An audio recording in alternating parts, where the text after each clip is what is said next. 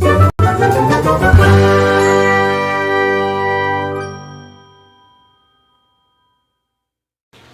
friends! Welcome back to my channel. In today's video, we are going to talk about my 24 must-read books for 2024. This is Jelly Bean. I'm Alita, and these are my books, and you've reached Alita and the books. I was going to make a goals video and go over a bunch of like really ambitious goals that I have for myself, but to be quite honest with you, I don't have that many bookish goals, and I don't really have that many personal goals either. I have like eating healthier, going to the gym more regularly, you know, just like basic things. But I want to take my reading back for myself. I'm pretty sure I said the same thing last year when I made my end of year content, and then I didn't do it. But this year I mean it. I don't just want to read a cozy fantasy book because all the booktubers are reading cozy fantasy books. I don't want to just jump on a bandwagon as far as books go because all the other big booktubers are doing it.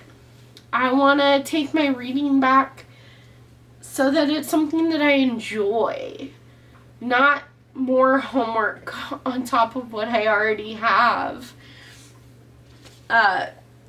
So, with that being said, I have picked 24 books that really intrigue me for one reason or another. I want to continue my journey of reading nonfiction books. I especially have found a love for memoirs. I did not know this about myself, but I love memoirs.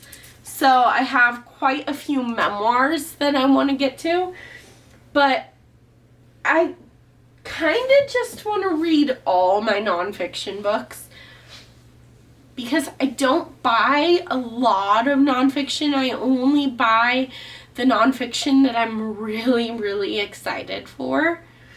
So I think I have 12 nonfiction books.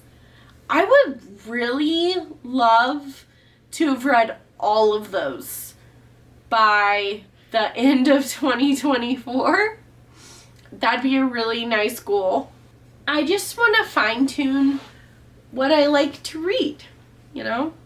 And like I said, not feel the pressure to read something just because everyone else is doing it. Like, I will not be reading any more of the Legends and Latte series. I read the first book because everyone else was reading it, and you know what? I was really bored. I didn't like it. I gave it 1 star, and I would rather just pick things that I think I'm going to love. That way I can take my mediocre reading year of 2023 and turn it into an amazing reading year in 2024. I want to keep reading thrillers and romance and literary fiction. I want to pick up more literary fiction. I have a huge literary fiction like shelf. Like, this is all literary fiction. I am going to count how many I have and tell you a good goal to still have on my literary fiction shelf next year at this time, at the end of 2024. 1, 2, 3, 4, 5, 6, 7, 8, 9, 10, 11, 12, 13, 14, 15, 16. So I have 16. I want to at least have read 10 of those. So you know what? I'm actually just gonna show you all of these in a different video that's probably going to come out tomorrow. And I want to have read at least 10 of them. Wait, there's 17, 18, 19. Because there's some on that shelf too. Let's get into the 24 books that I want to read in 2024. Some of these you might have already saw on like a Christmas book haul. Some of these you might have even saw on different like TBR videos that I clearly didn't get to. But anyway, let's just do this. It's lots of fun. We're going to see if Jellyman will sit here. Okay. Alright. Our first one is a thriller. And it is The List by Karis Jones. 5 names. The first 2 are dead. The third is yours. What would you do? So you find this list of names. 2 of them are dead. You're next. What's gonna happen? Okay. The next one is a literary fiction. Marlowe is Everywhere by Sarah Elaine Smith. This reminds me of this Bryn Grinwood.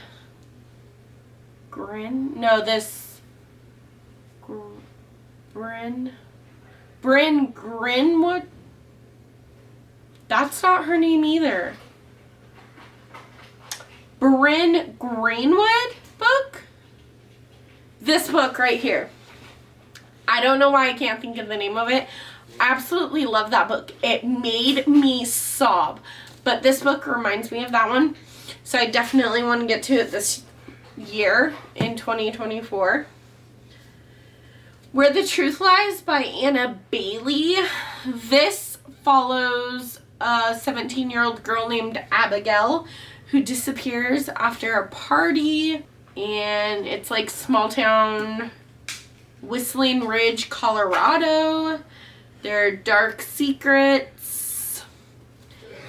I'm just interested. I hope it doesn't read like a young adult. That is my fear with this one. I hope that it reads more like an adult book. I don't love young adult novels, but I do want to give that a shot. Then I have The Rewind by Alison Wynne Scotch. This follows Frankie and Ezra, who were college sweethearts.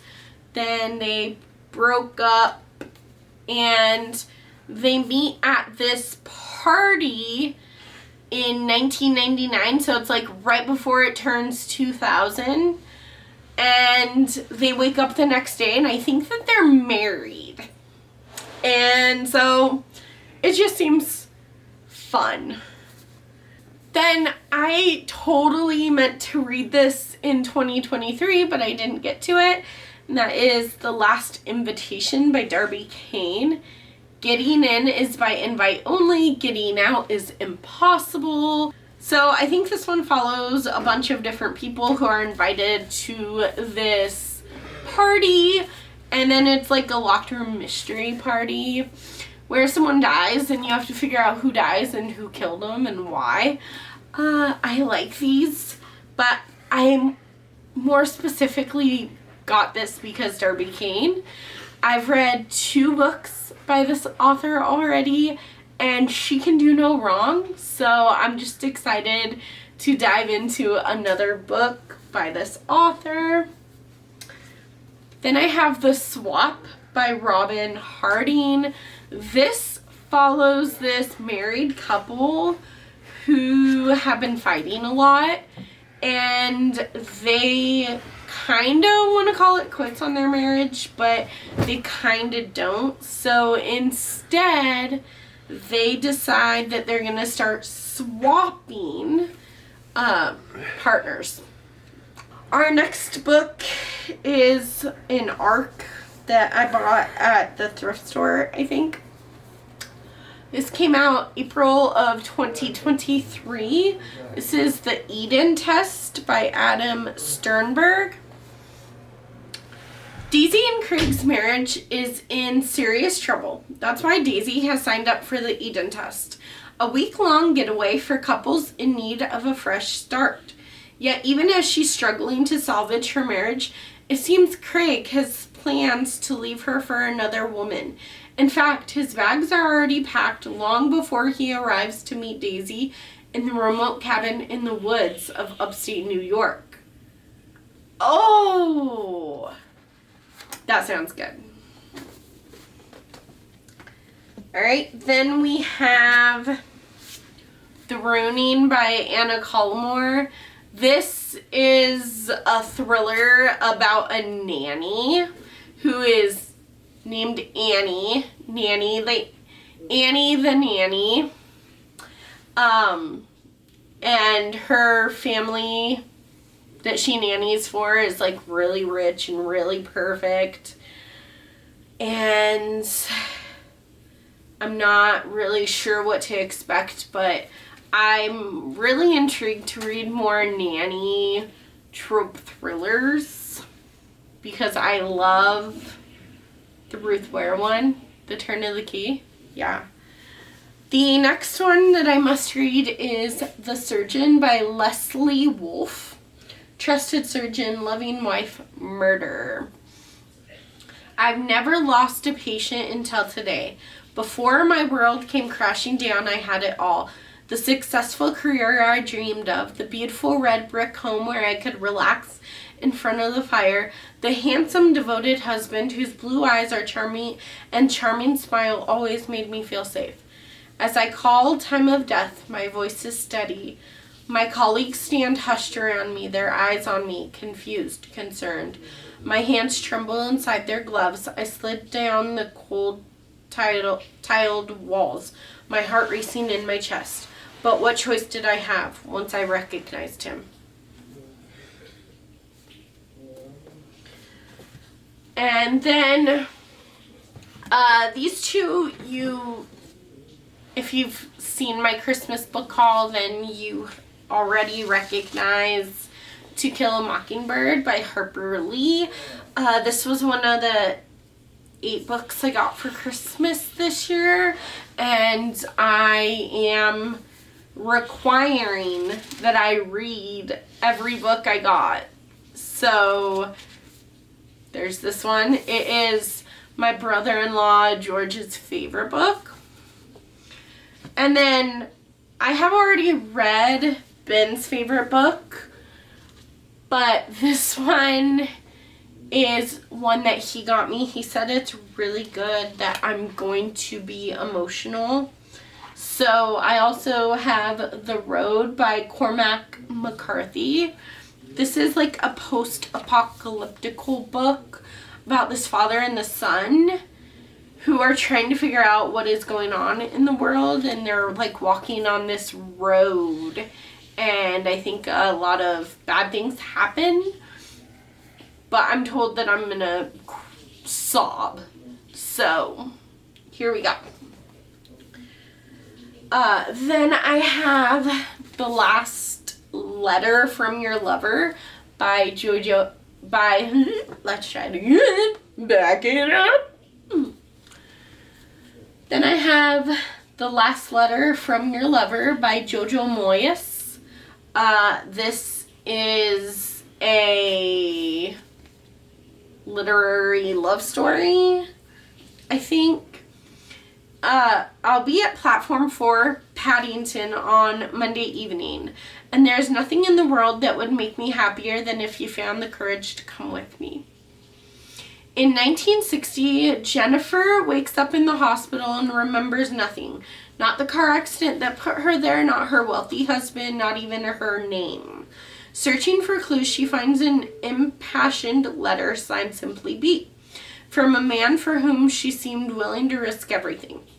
In 2003, journalist Ellie Haworth stumbles upon an old letter containing a man's plea to his married lover. She becomes obsessed with finding out what happened to the couple, Perhaps if they lived happily ever after, her own complicated affair could have a happy ending too. The next 3 are memoirs. Like I said, I want to read more of my nonfiction. I want to read all of my nonfiction in 2024, but I have found that I really love memoirs. So I have 3 memoirs here. Yeah, 3. The first one is by the great Matthew Perry, Friends, Lovers, and the Big Terrible Thing. So I have started this several times. We lost Matthew Perry this year in 2023. And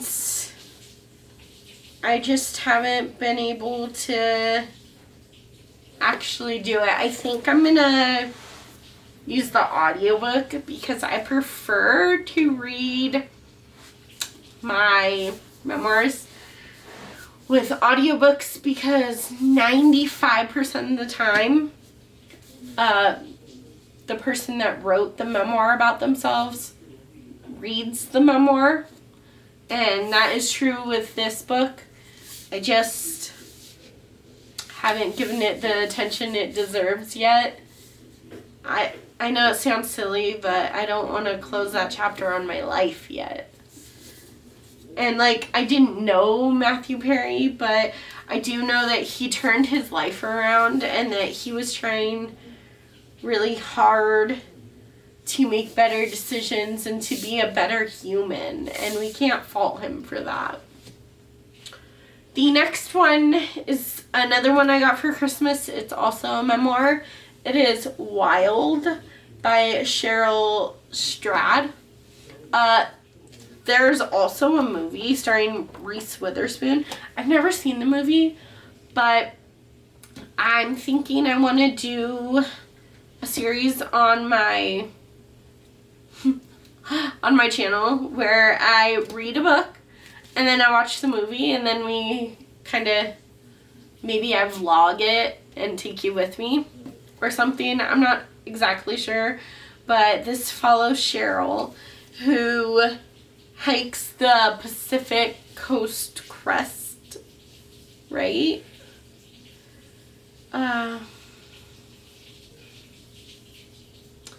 From Pacific Crest Trail from the Mojave Desert through California, Oregon to Washington, and do it alone. So I'm excited for that one. I've heard amazing things about that one. And then another one that I have not been able to close this chapter on my life because, like, I never met him either, but he changed my life as a kid, and I have these memories of Alex Trebek on Jeopardy at 7 o'clock and watching my grandpa and hanging out with my grandpa and Alex, and it was just like a real good time. I have started this one too. I'm 70 pages into it. The thing about the audiobook for this one is that he didn't actually get to narrate it because he did not write his memoir until he was on his deathbed. He basically talks about how he doesn't think that he's anyone special, and that no one, it's okay if he doesn't sell any books, that he never really saw himself as a celebrity, but this guy was so impactful to my life, and I need to finish this book. I might restart it. I haven't decided. I guess it depends on how long it takes me to actually get there. Then I have these 2 very beautiful editions of books. So the first one is the complete novels of Jane Austen, and it's just beautiful. So this counts as 6. There's Sense and Sensibility, Pride and Prejudice, Mansfield Park, Emma, Northanger Abbey, and Persuasion, all by the great Jane Austen. It's just beautiful.